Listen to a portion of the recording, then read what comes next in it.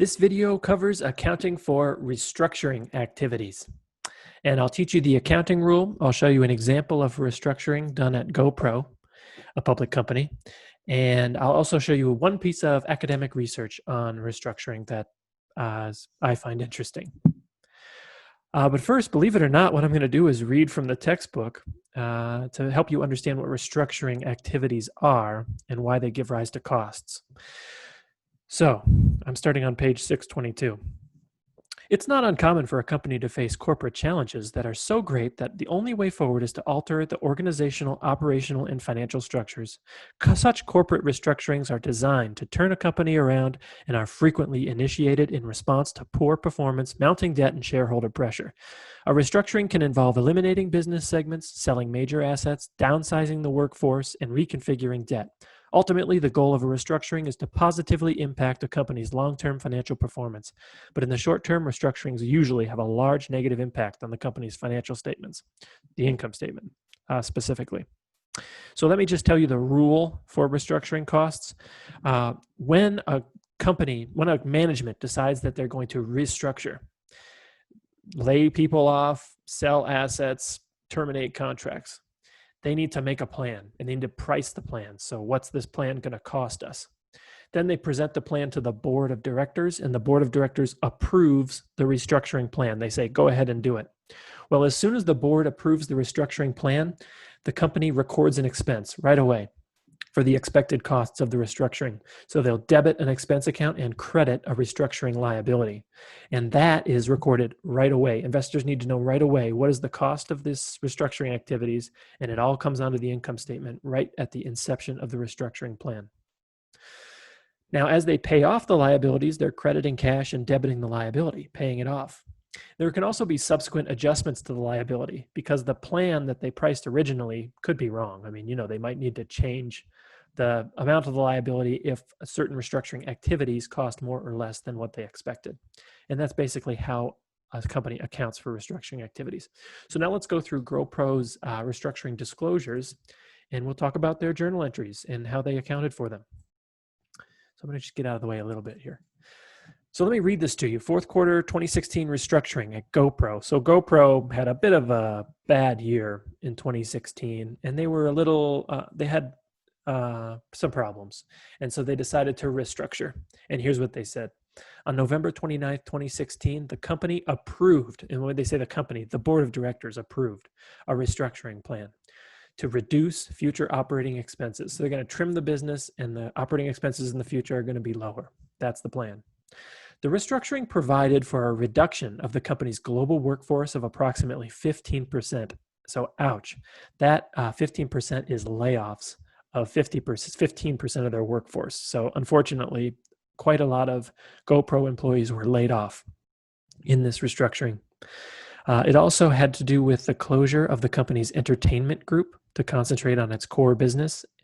And it also had to do with the consolidation of certain leased office facilities. So they're trimming the business. They're focusing the business on what they say they're good at. GoPro, when GoPro IPO'd, they kind of tried to make themselves, it was kind of during the social media craze.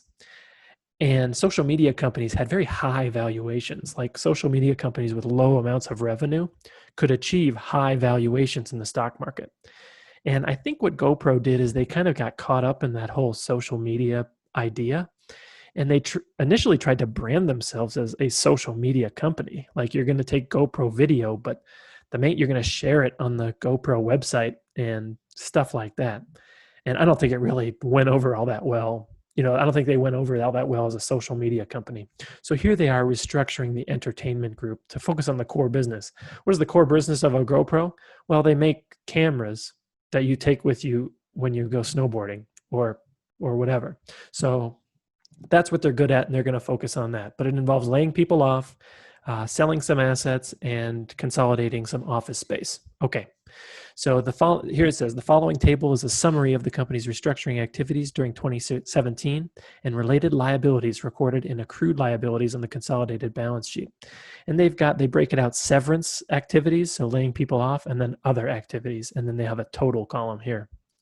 So the restructuring liability as of December 31st, 2016 was $10,539. Then they had new restructuring charges during 2017. So they had to add to the liability of 3189. And they paid off some of their obligations, 13,295. They paid off some of those obligations. And then they have 17 of who knows what. I don't even know what that relates to. Non-cash reductions. And then, so this is basically the restructuring liability T account, okay? It's got a beginning credit balance of 10,539. It had a credit to the account of 3,189, a debit to the account of 13,295, and a credit to the account of 17, and it had an ending balance of 450. So that's the T account for the year of GoPro's restructuring liability account. Now let me just show you some of how these journal entries would look. So let's just assume that in 2016, the company the management went to the board with a restructuring plan. And let's just assume that the restructuring plan was 10,539, okay? Let's just assume that's the initial amount of the liability that they recorded. Now, in truthfulness, this is the liability at December 31st, 2016. So it could have been higher than this. And then they just paid some of it off already. But we're going to assume that they went to the board with a plan. Hey, we're going to spend $10.5 million and we're going to restructure the business. So the board approved it. What happens when the board approved it? Okay, well, in 2016, here's the journal entry that would happen. Immediately, a debit to restructuring expense on the income statement, a huge hit to net income, and a credit to the restructuring liability, establishing the liability for 10,539. Okay, so that is what you do when the board approves a restructuring plan, you record the expense.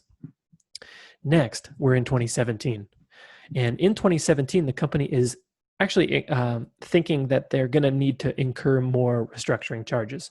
So they looked at their initial plan and they thought, that's not really enough to cover all of the costs that we're going to have. We think we're going to have to spend another $3,189,000. Okay, so we need to increase the liability. We, again, have to charge more expense. So debit restructuring expense and credit the restructuring liability for $3,189. So they're increasing. So now they've total restructuring expense of around $13 million, a little more than that. And they've got a big total restructuring liability of $13 million as well. Okay, now we're going to get to the point where we're paying off the liability. So now they're paying severance. They're whatever the costs are that they're incurring in this restructuring activity, they're paying it. And so let's just assume that they're paying all this. Well, yeah, it says cash paid, so cash paid. And so cash is going to be involved in this next journal entry. It's cash leaving the business, so it's going to be a credit to cash. And the debit is to the restructuring liability, so they're paying off this obligation. As soon as they make these payments, they no longer have the obligation. So that's why they're debiting the liability, removing it from their balance sheet. Okay. And finally, there was non-cash reductions of 17. I don't know what the heck that is. I know it was a credit to the restructuring liability because it increases the liability, but I don't know what would be on the debit side of that. And I don't really care because I consider $17,000 to be immaterial when thinking about GoPro's operations. So $17,000, I'm fine with not exactly knowing what that is. Although I'm sure you could go into their footnotes and maybe learn more about what that is. I'm not going to because it's not worth my time to investigate such a small dollar amount for GoPro. Okay, so that's how the journal entries work for restructuring. Remember, when a board enters into a restructuring plan, you record expense immediately and set up the liability. Then you adjust and pay down the liability in subsequent periods. Now I'll show you a piece of academic research that involves restructuring activities. And this is from the Journal of Accounting and Economics, and it's from 2020, so it was just published. The paper is called Implication of Non-GAAP Earnings for Real Activities and Accounting Choices, and it's authored by yours truly. And so that's why I'm bringing this paper up to you. This was my dissertation that I wrote, and it has to do with non-GAAP earnings. And let me just say a word about non-GAAP earnings. Net income, so you're familiar with the term net income. That's at the bottom of an income statement. Another word for net income is GAAP earnings, okay? GAAP is generally accepted accounting principles, and earnings means net income. So net income is what earnings is if you use all of the accounting rules appropriately and you come to this comparable, consistent definition of net income. Non-GAAP earnings is something almost all public companies now disclose in their earnings announcements. They make adjustments to GAAP net income And what they're saying is these accounting rules are producing a distorted look at our operating performance. And so we need to take certain expenses out of net income and adjust it in certain ways to make net income into a better performance measure. And when they do that, they come up with a new performance measure, and it's called non-GAAP earnings. And it doesn't have any specific definitions. Companies can define it in many different ways, in almost any way that they want to. So this whole concept is called non-GAAP earnings, when companies adjust net income and present this alternative definition of earnings.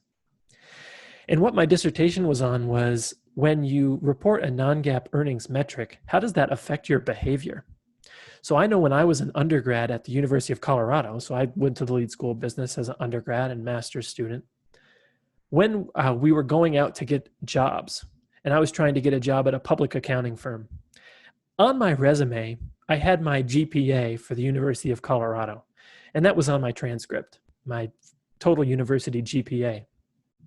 But it was also common practice to report the business school GPA as a separate number. So maybe you took some pretty hard courses in the university, but you just want your future employers to know how good you are at business specifically. So you would report a non-GAAP GPA number of just your business school GPA, stripping out all of the non-business classes.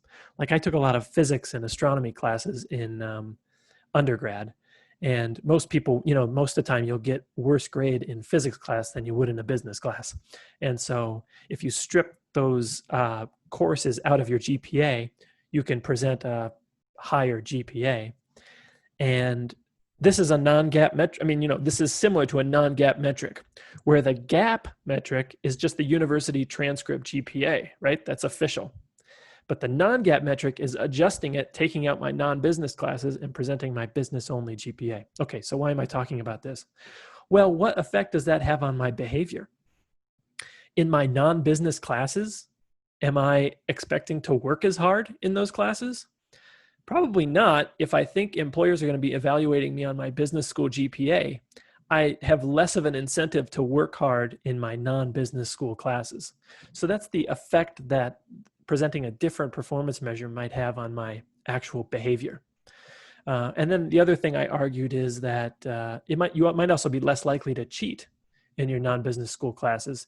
If the business school GPA is what you care about, maybe you'll be less likely to cheat in your non-business school classes. So those are kind of the hypotheses I investigated only in terms of non-GAAP earnings. And specifically, I looked at restructuring expenses. Okay, that's one of the things I looked at. Restructuring expenses are terrible. They really hurt net income in the year that a company enters into a restructuring plan.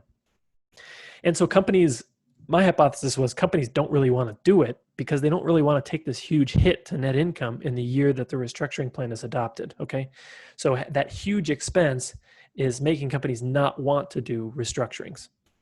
That's the basic idea. The key with non-GAAP is that almost all companies that report non-GAAP earnings exclude those restructuring expenses when calculating non-GAAP earnings.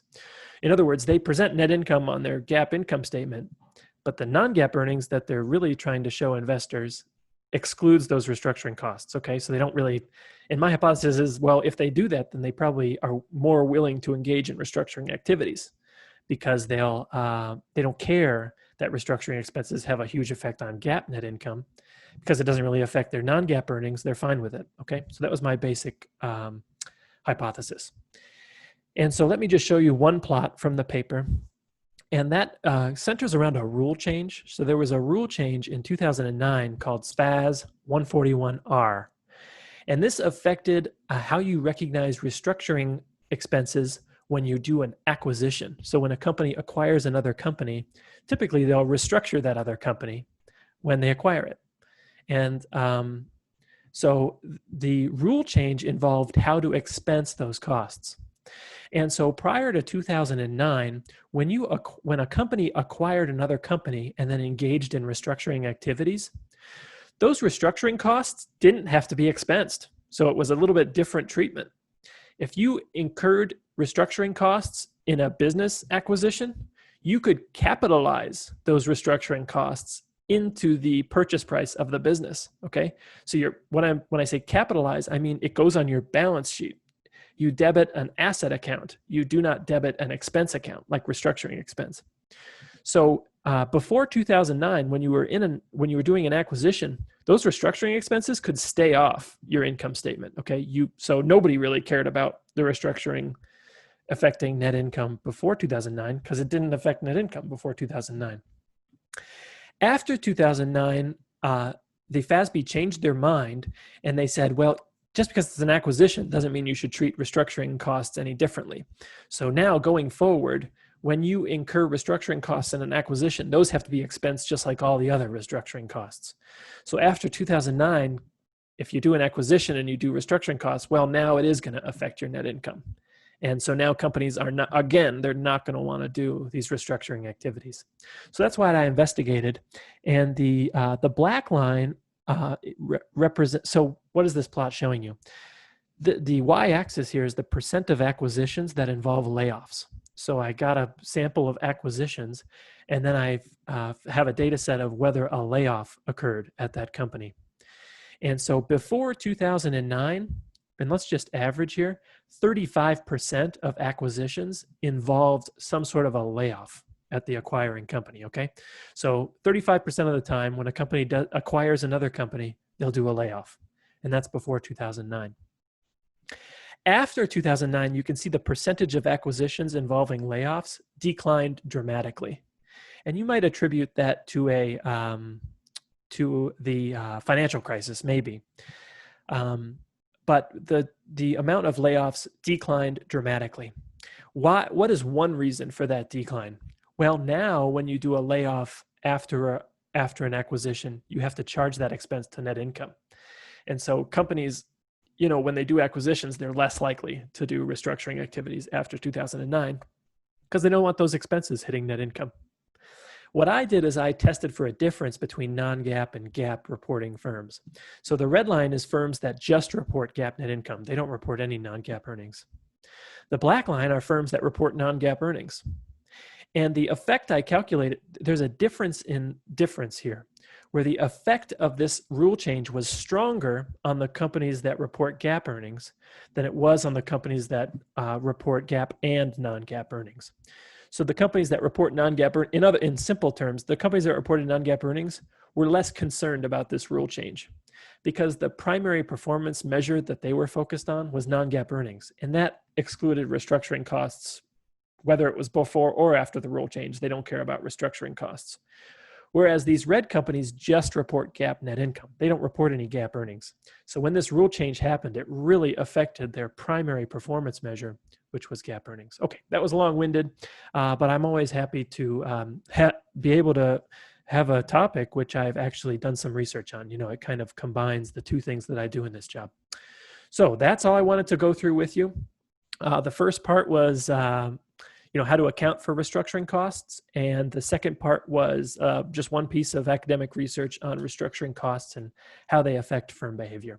So I hope you enjoyed that one, and I'll talk to you later. Bye-bye.